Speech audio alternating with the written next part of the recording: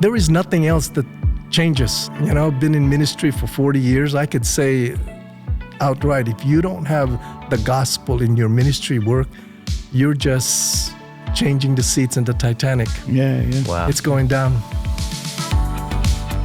You're listening to For the City, a podcast of Gospel City Church, where we're committed to the mission of loving God, loving people, and making disciples of all nations. You can find out more at mygospelcity.org. We're glad you're here. This is Season 3.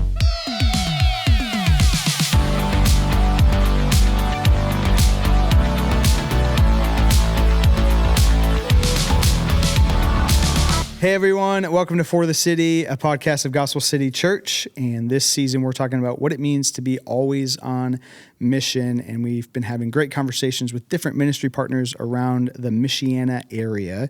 And today we're joined by a good friend, Lyndon, who is the Executive Director of LifePlan Ministries. Let's go. And we've been doing a lot of different things with LifePlan over the years as far as initiatives and things like that. But I think more importantly, we just have been a great partnership of church and organization in the community, and you're meeting people in places that the people who never walk into a church might walk through your doors. Absolutely. And there's people that walk through our doors as a church that we would direct towards LifePlan. And I'm grateful for that gospel partnership. But for anybody, like we're saying the word LifePlan, but that's kind of just ambiguous. Yes. So tell us a little bit about what LifePlan is, the mission, and what you guys do. Simple. We have a very clear mission. We exist to spread the gospel by helping people choose life and live hope-filled lives. Very simple. Yeah. When I first came in 10 years ago now, first thing I changed was the mission statement. I wanted to be really clear, really focused. So first 5 words, we exist to spread the gospel. Yeah. I know the heart of the issue is the gospel. The Yeah. heart of the issue is a heart issue, and the gospel is the only solution. Programs, hard work, effort don't change hearts. Yeah. So I wanted to make sure it's a gospel-centered ministry, and I wanted to keep the history. And the history is we're here for helping people choose life. We're a pro-life agency. Our birth in 1985 was about a response to an abortion clinic that was established in Niles, and the Christian community in 1985 said, let's respond to this. So I wanted to keep that idea of hope-filled lives, like we want people to choose life. And then secondly, that hope-filled life, which is we're all about pointing people to the ultimate hope, which is Jesus Christ. Yeah. So bottom line, help people choose, save babies and point people to Jesus. Yeah. Simple as that. That's our mission. So if somebody were to walk into LifePlan, what would be like some of the services that they might be looking for or wanting help with? Okay. Services is we offer at no cost to our clients. Yeah. Free pregnancy tests, free ultrasound, free peer-to-peer counseling. We offer a bunch of material goods. Yeah. We offer referrals to community resources and things like that. We have a 5-prong strategy, if you want me to go into that. Yeah. We have our mission. We have a 5-prong strategy, which is number 1, we're community relations. We believe in relationship with the community. Everywhere we go, we have community relationship wherever our site's at. What that means is local churches, businesses, same like-minded ministries like Right for Life, Hannah's House, that's very familiar, Women's Care Center, similar things that people do in our kind of ministry, but we're a little bit more gospel-focused. So we're a community relationship. We help build communities in that, making right, compassion work. So we're about community relationship. We're about prevention. We didn't start off with that. When I realized 3 years into our ministry, we can't wait till they come through our doors. We have to do some prevention work. And so we offer no cost to our clients STI testing and treatment. So, they can get a test. We have an opportunity to speak the gospel into them or healthy choices. Believe it or not, we're in 5 to 7 different schools, and that school outreach aspect of our ministry is just about to bloom, and it's just so many opportunities there. We're into men's ministry. Yeah. We're into resources for anti-pornography. Yeah. We want to develop our first children's anti-pornography book. Wow. To help equip parents on the danger of pornography. So it's really, in other words, all these things, prevention work, it's an opportunity so that we can speak the gospel into people's life. Okay. 5 of them, so I'm only on 2. So community relationship, prevention, and the services. Again, what I said earlier, ultrasound, pregnancy tests. Yeah. That's available in all 3 of our location. Okay, services. Then 4th is, this is important, and this is very important to us, church integration. What that means is that we are a church-driven or volunteer church-driven ministry. We connect with local churches because we're about presenting the gospel, and the church knows the gospel.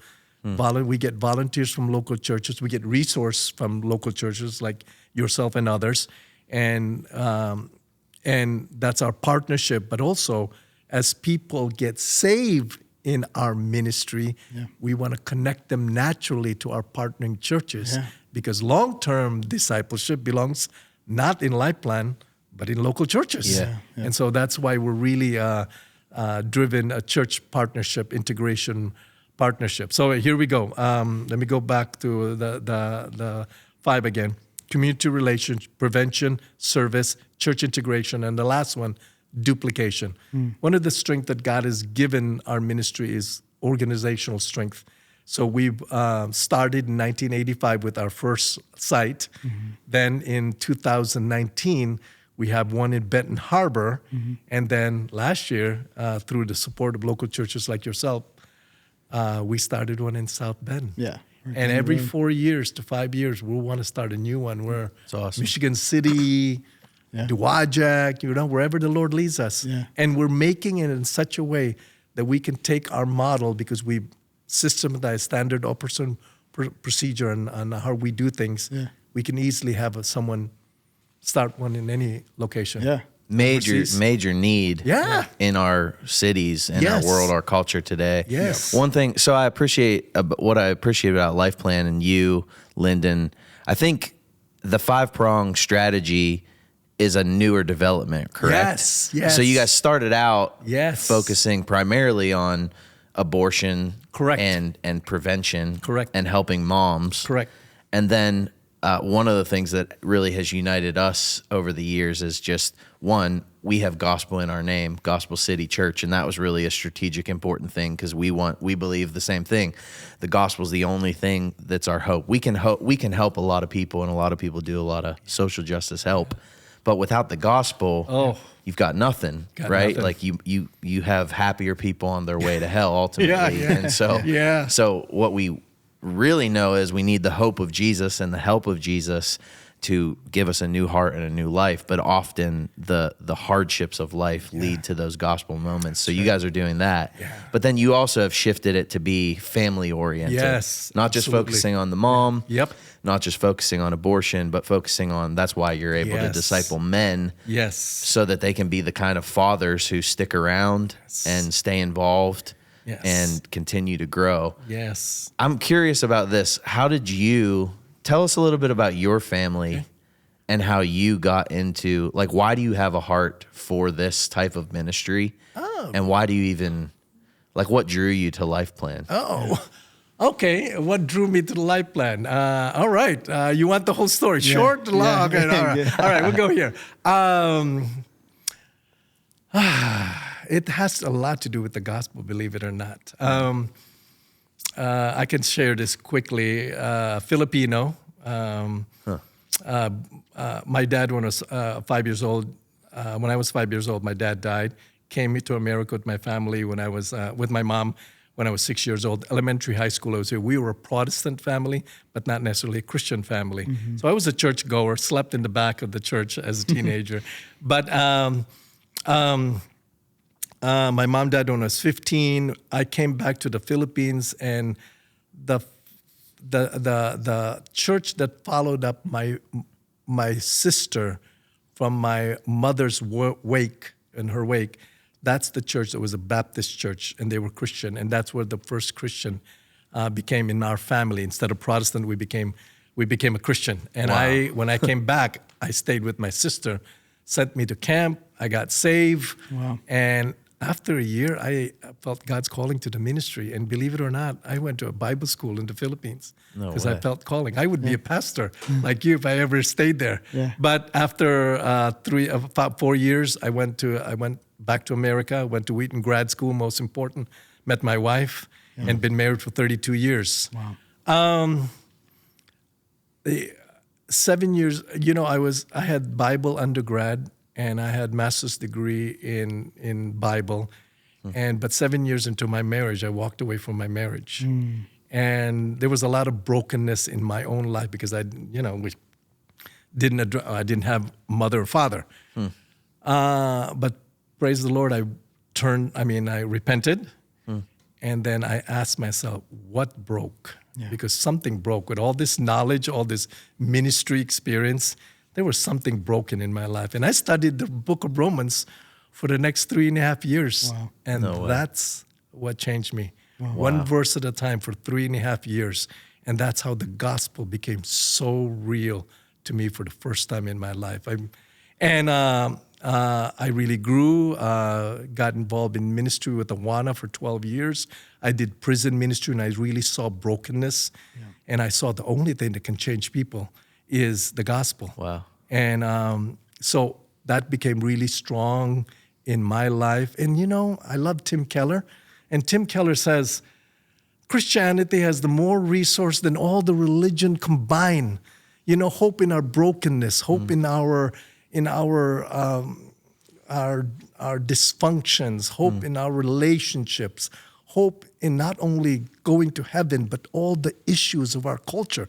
I did prison ministry, and I saw men transform with the hope of the gospel. Yeah, and that's why we're gospel centered. And when I came to LifePlan, naturally I just brought that in. Yeah, there is nothing else that changes. I always, been in ministry for 40 years. I could say outright, if you don't have the gospel in your ministry work, you're just changing the seats in the Titanic. Yeah. Wow. It's going down. Yeah. Wow. That's why I believe in the gospel like you guys wholeheartedly. Man. I've seen it in my own life, and I've seen it in the ministry, and we're all about it in LifePlan. Yeah. It's I didn't know all that about your story, and I appreciate you sharing it. But I think, everybody that we've talked to, there's some kind of encounter with Jesus where it shifts them to radically say, I want to follow you, Lord. Yeah. And it seems like that's exactly what happened in your life. Like there was a 180 turn. Yeah, you had the answer. You knew the things about the gospel. You even attended Bible school at Wheaton. But until... It didn't go down here. Until it wrecked you and it caused you to turn, you were able to run into ministry in those kinds of ways. That's awesome. And I tell you, one of my passion is bringing that truth to the area of pornography with men. I'm working with 5 guys right now weekly and helping them address and how to bring the gospel into our area of pornography issue. Yeah. Because the area of attack or brokenness that we are addressing at LifePlan is sexual brokenness. And you know as well as I do, that is it. Yeah. So anyway. Yeah. You have, how many kids do you have? I have 6 kids and 4 grandkids. Oh. 4 grandkids so you already. Believe in this whole family thing. Oh, yeah. Somebody has to believe it. I always say, I have 6 kids, and they're range 31 to 15 now.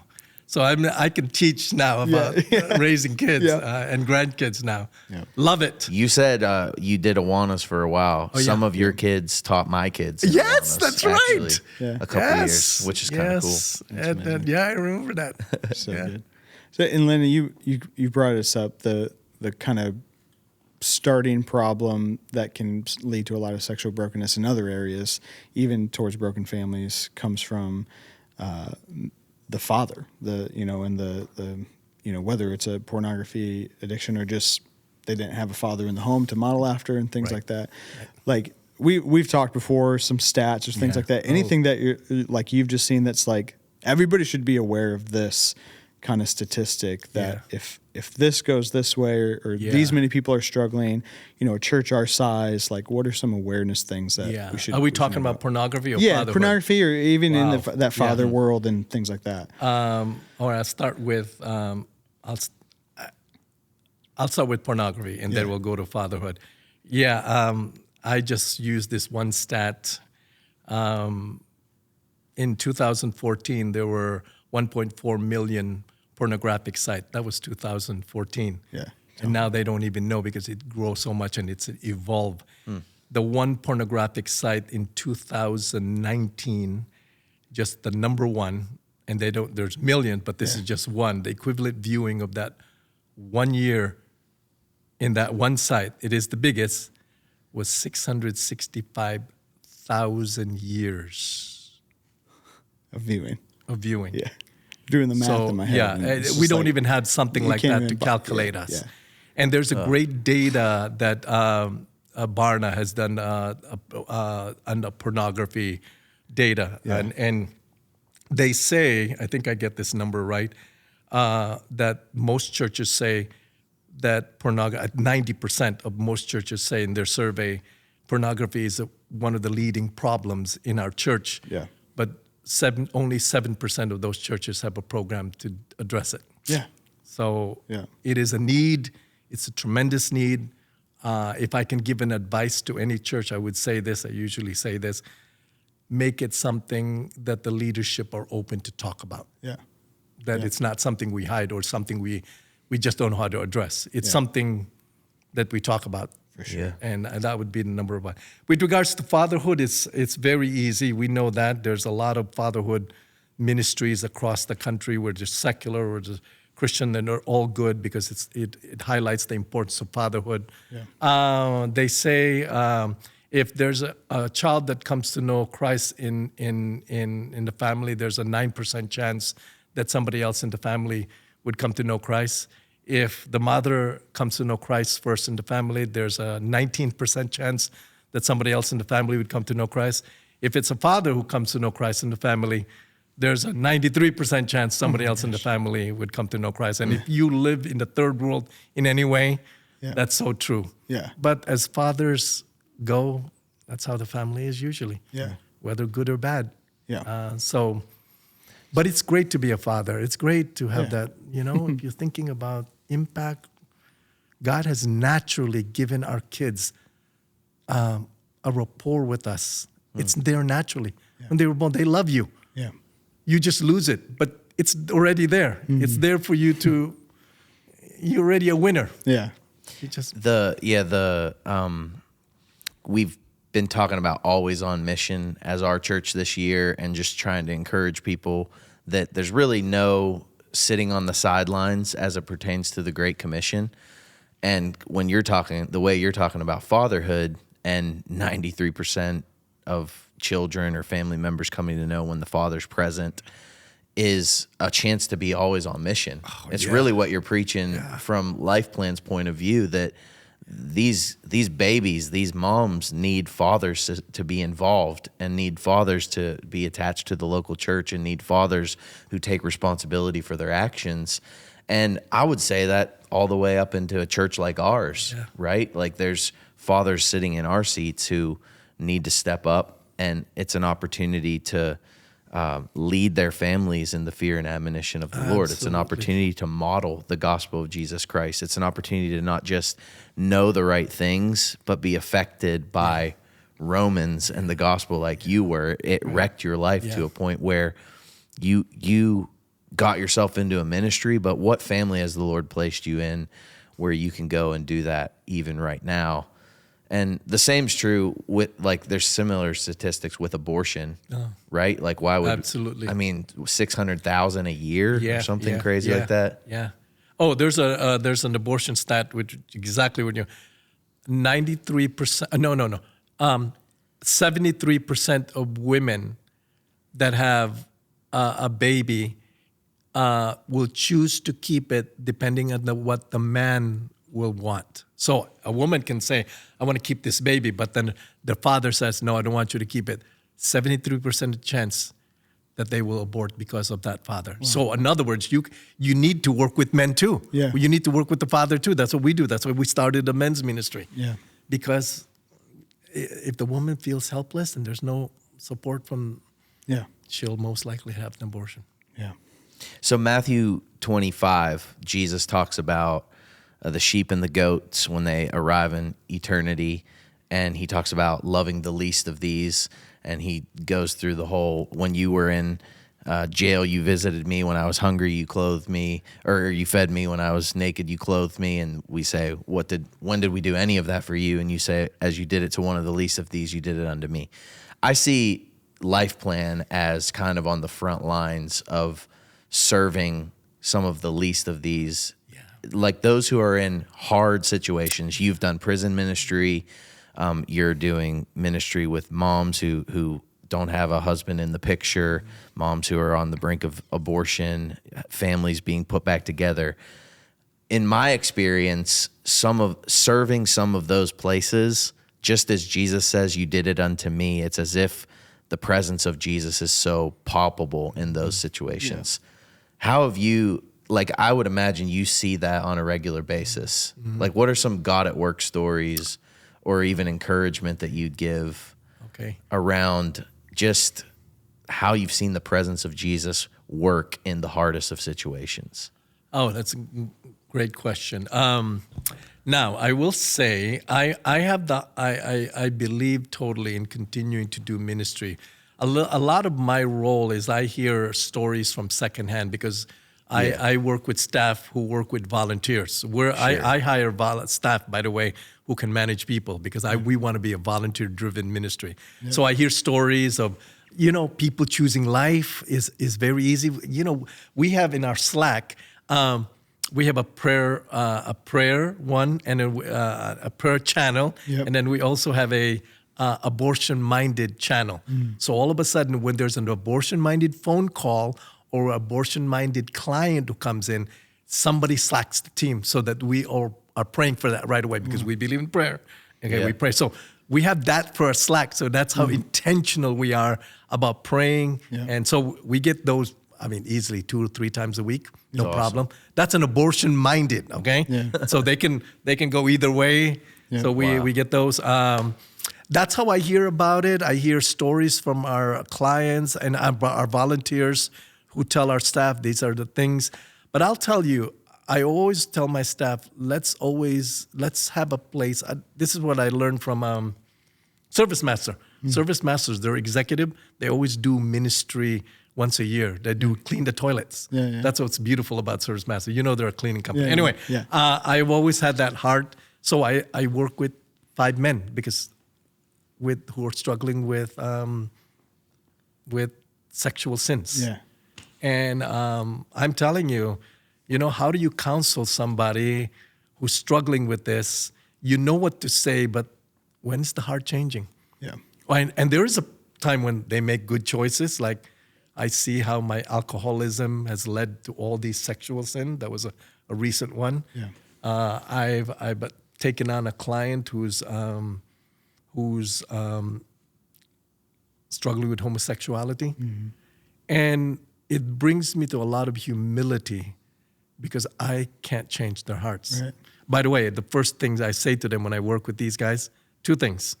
Christ changes you and come to the light, meaning I need you to always be open.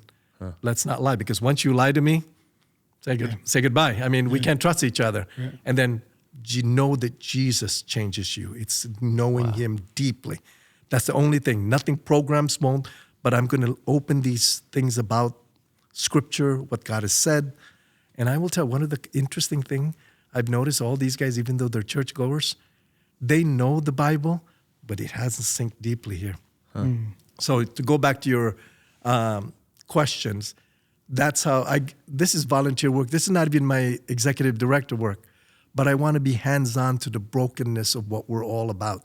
Yeah. So that's where I see practical things more closely with the guys I'm working with and the stories I hear from my staff telling me. And we try to put those in our social media, in our newsletters. Are those who are coming to you like in those broken situations, have they they've turned everywhere they can possibly turn, and they are coming to you for advice. They're open to you pointing out those things. And, do they have a sense where they've maybe experienced judgment from churches or places like that? Wow. The stories that come to us, believe it or not, they're not all crisis. People come to us with, I just have a broken relationship and I don't know how to deal with it. I just have a child I don't know how to parent. Because of the brokenness of our culture, there's a lack of motherhood training, by the way, because of single. So they all vary. They come to us with their felt needs. We answer them with their needs, and hopefully build a relationship to present the gospel, because everything is a front for the gospel. If you want a story, I do have a story here of a client that just recently, if you want, I can read this. You want me to read this? Yeah, okay. yeah. Here's a story, a really fresh story. This is about last 2 months. When I first started going to LifePlan, I had no idea how much I would grow to love coming here every week. I started with watching a video on learning about my soon to come son and receiving ultrasound to see him. I would get diapers and clothing every time I come in, which helped out so much on the expenses of diapers. After my son made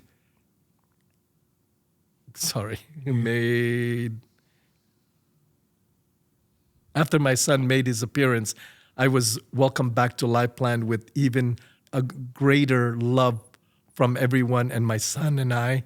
I also appreciated all the different video classes they have to choose from. I have watched so many educational videos about pregnancy, newborn. My husband also came in to watch a fathering video course. I have done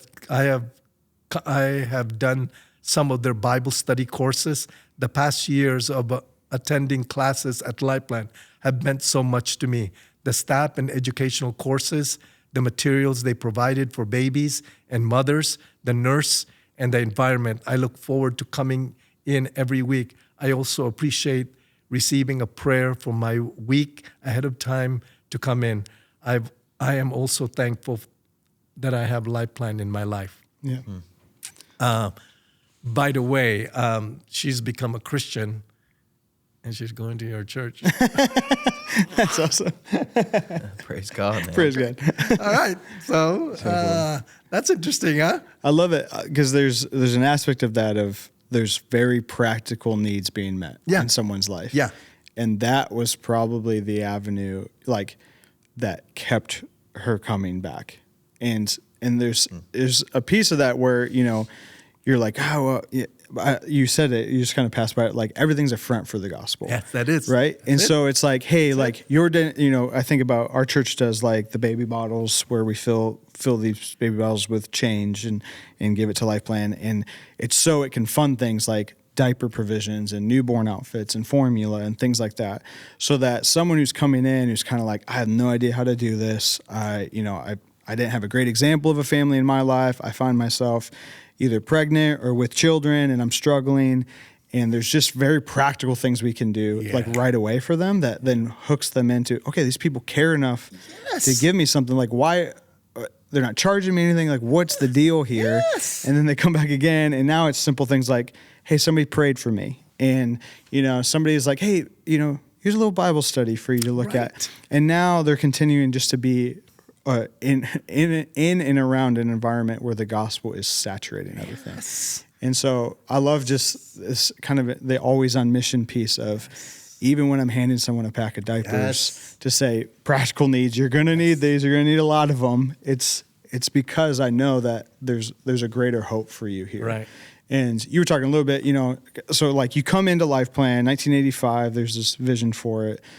Now we got like strategies in place and we can replicate a little bit. So talk to us a little bit about, was Niles the original location, right? Mm-hmm. And then there's 2 other ones. So talk to us a little bit about 2019 Benton Harbor. Oh, yeah. That's a great story. That's a great story. I just want to highlight your point about we start with felt needs and we earned a reputation to speak the gospel. Yeah. People won't, they're not interested in your message until they understand that you care. You know that. That's the principle. That's so good. That whole piece there is an art that I think like in church sometimes when we're talking about being always on mission and being evangelistic, Christians can get a sense of guilt or a sense of I got to go do this. And it has to start with a genuine love for people, right? Yeah. Like that's what Jesus, he just was meeting people's needs and he was there and he was in the worst possible situations with the people, hurting with them, seeing them in the mire with them. Yeah. And it was only then that he started to share the love of the gospel. And so I admire your love for people, but I want to add to that. I want to add, being in this ministry for a while and being in ministry, I want to add this. If people need motivation to go out and serve, here's the motivation. And I would put a tattoo on this. If I would put Hesed. And Hesed is the unconditional covenantal faithfulness of God. Mm-hmm. I believe understanding the love of God will motivate you. Yeah. Start with the love of God. Don't fire yourself up to go serve. Understand what God has done for you. Wow. And in that, you will go serve. Yeah. Amen. If you really understand that, you will go serve. No doubt. Yeah. All right, so let me. Here's a great story. Great story. This okay. So in 2019, we started the Benton Harbor location because we wanted to expand. That was our first duplication. So we started in 2000. I remember February 2019. We found this location in Benton Harbor. Great growth. It started to grow. Started to be like Niles. And 2 or 3 years into being in that building, there was some structural damage that the owner didn't want to fix. And we knew, okay, this could be a safety issue. So we started investigating, looking for a new location, possible new location in Benton Harbor. To our surprise, I remember the story. Somebody was looking for some site, and then they said, hey, we have this, somebody was talking to my staff member. We have this location. Would you like to take a look at it? And then so that my staff person went and looked at it. And then, this building is the former Planned Parenthood of Benton Harbor. So I said, marketing for the next 10 years. I said, we got to get it. And then we got it. We moved in there 2013, October. Yeah. And it is the former Planned Parenthood building of Benton Harbor. Wow. And when we moved in there, interestingly, the first 2 months, or even now, we had so many phone calls of abortion-minded people. Yeah. And so much so, when we started to change our script, so instead of, no, we don't offer abortion, we wanted to have deeper conversation. We think, because they think, LifePlan, they think it's a new name for Planned Parenthood. So we not only restore lives, but restore buildings for the gospel. So that's awesome. That's a great blessing. Talk for about us. What man means for evil, God uses for good. Exactly. I mean, what a testimony. Yeah. Exactly. Yeah. So that's been good. Yeah. So 2019 Benton Harbor. So that area is getting served. Yeah. And then obviously where we're sitting right now, we're stone's throw away from a South Bend address, right? Yeah. And Niles is close, but it was always, I think, we were like, we'd love to see South Bend location. I know that's deep on your heart. And so that just happened. That just happened last year, September of 2024. Yeah.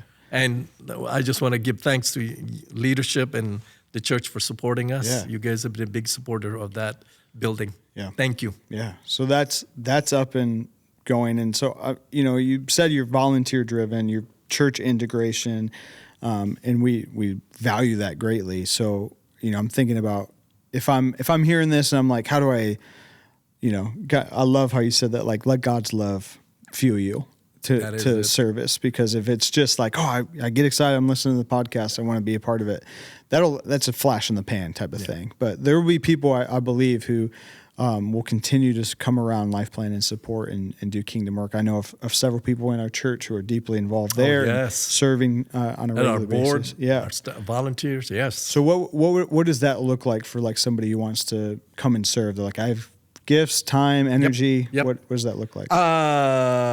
Primary need for my service director. She would tell me, "Hey, recruit volunteers. We need volunteers. We need volunteers, and primary volunteers we need is receptionists, And this is in all our locations, so wherever they live, they can. We need receptionists to answer phones, and then we need consultants or counselors to speak the gospel into people. So it's an opportunity. If you want to witness to people, like you said, not that many come to our church or are unsaved, but now all of them are unsaved who come to our building. So it's usually a 4-hour commitment every week. We connect you to, let's go with the training for, we trained you. We trained you on what is the gospel. We trained you on relationship with people, how to speak to people. And believe it or not, because we're so systematized, early on, I remember in 2018, I used to get CareNet to come here, pay $8,000 to train our volunteers. Said, we can't spend that much money. So we decided we are going to develop our own training program. So we have our own A to Z, all our training and all our volunteer role made by video and handbook. And then we do a shadowing program so to get you comfortable. Cool. And then 4 hours a week, and then we care for you. We take care of you. We have relationships. It's a great place for ladies to come and develop another relationship network. We really talk about the gospel. I do a monthly meeting with Ed, Executive Director, and I have a devotion. It's always centered on the gospel, the hope of the gospel. And they get to talk to me because, I don't want the organization to be so big where who's the executive leader? I want to be also right there. Connecting with them. We need that. We need volunteers for events like projects. We have hero runs. We have events, golf outings where we need volunteers. If they just need a one-time thing, we're looking for potential. We have actually 3 board members from Gospel Synod, so maybe you don't need that. People who do handiwork, some needs, things like that. All they need to do is contact info@lifeplan.org if they're interested, and somebody will follow up with them. Simple as that, info@lifeplan.org. Yeah, and we'll link a lot of your contact info in the show notes to help people stay connected. But I think, I'm just thinking about we can, it's easy to go, man, LifePlan's doing great stuff. Let's let them do it. But there are ways to get involved, and it's not a professionalism like you're saying. There is training, it is. It could be daunting to think, how could I care for a woman who's coming in with all these questions? But again, you're saying we've given our life to this. We're not just going to throw you off in the deep end. And there's a staff person that'll walk you through it and process it afterwards too. So good. Yeah. And to the point of what we were saying from Matthew 25 and loving the least of these and the presence of Christ, kind of what you're experiencing with those young men that you're walking with, I would encourage everybody to take inventory of, have you gotten in a space where you're hurting with the hurting and where you're walking alongside the broken and where you're in the messy waters a bit of life, because it really does. You can't do it out of guilt, like you said, but the more you understand the gospel and the more the love of God ignites you, the more you will find the gold of the gospel in those environments and in those places. And I would say, don't you want to see the gospel work in your own eyes and you see it in people's lives? Don't you want that? I want to see that. Because that's wonderful ministry. That's seeing the Bible says it's powerful. It is the power of God for salvation. Come on, let's see it. And sometimes we just need to be not afraid of this feels impossible. And that's when God starts work, right? So I'm looking forward to the difficulties and trusting God that He will. And if not, who else can we go to? Who else will you go to if the gospel isn't your only hope? It's really a faith igniter for you. And then I think often I was talking to another pastor this week and just talking about how you're a better disciple when you're discipling somebody else. When I'm not discipling somebody, it's easy to just become a sounding board, and I've heard this, and it's kind of the head-heart separation thing. Like, I know all the stuff, but my heart's not being engaged because I'm not challenging anybody else with it, and I'm not experiencing the power of the gospel in their life. But as soon as you get on a low level with someone, and you hurt with them, and you walk with them, and you cry with them, and you pray with them, and you bear their burdens like Christ does for you every single day. Exactly. You get to be the hands and feet of Jesus. Why would you not take a part of that? And that's why I'm thankful for LifePlan and just ministries like you. It's always encouraging from a big church perspective. Like, we want to make sure we always have a humble posture as a church. You don't need a church like us to come in and tell you how to run your ministry. You just need humble partners who are willing to say, here we are, use us, send us, and come alongside. So you make it really easy for a church like us to see the need and come and be a partner, but while at the same time providing opportunities for those who are experiencing the love of God to get in the messy waters with you. And so we appreciate that and the example that you provide for it in churches like ours. Yeah, it's really good. What are some things, Lyndon, that you guys are facing right now that could be maybe an obstacle or a challenge that you're like, hey, we're just gonna, by faith, we're just going to keep moving forward, and we're trusting the Lord that He's going to come through in these areas? Is there anything that we can be praying, supporting in that area? We're pretty confident in the Lord and His timing. We have great partners. Giving has increased through the years as ministry has expanded. Yeah.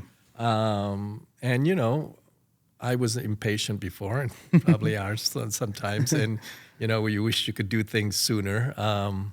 There's a lot of good initiative that I would like to go faster, like our student. I tell you, every school in Michigan and Indiana is required to do sex education class. Yeah. And we have started, we are part of a health, a really healthy relationship curriculum, SRA. And we have specialists that can go into school now and start training. And I'm telling you, the opportunities is just enormous. And that's the prevention aspect. Yeah. We want to start young. We want them to know us. So the opportunities are just great. I would love to hire a full-time person there. That's wonderful. That's one initiative. It's just great opportunity. Another one is we have a book already, and we have the graphic artist who's the maker of Odyssey. Oh, wow. Focus on Fire. We have him, and he's ready to make our children's anti-pornography children's book. Yeah. We have 1 version and 2 version. And so we just need some funding on that, so get him going. Then we'll have that at Amazon, and it'll be available to everyone. And it's gospel-centered, and it's designed to help the parent, a parent work with the child to explain the danger of pornography in a children's perspective. Wow. It's already written, Wow. and so we just need the resources to make that happen. Cool. So it'll be available to the church, and there's only 1 in Amazon right now that's like it, and it's not Christian. We want to be the Christian one there. Yeah. So wow. Amen. That's an initiative or a project that's out there. And just continual support. Yeah. We know where we're headed. We have plans, but those are the 2 big projects that we would like, if God funds that, it'd be great. Yeah.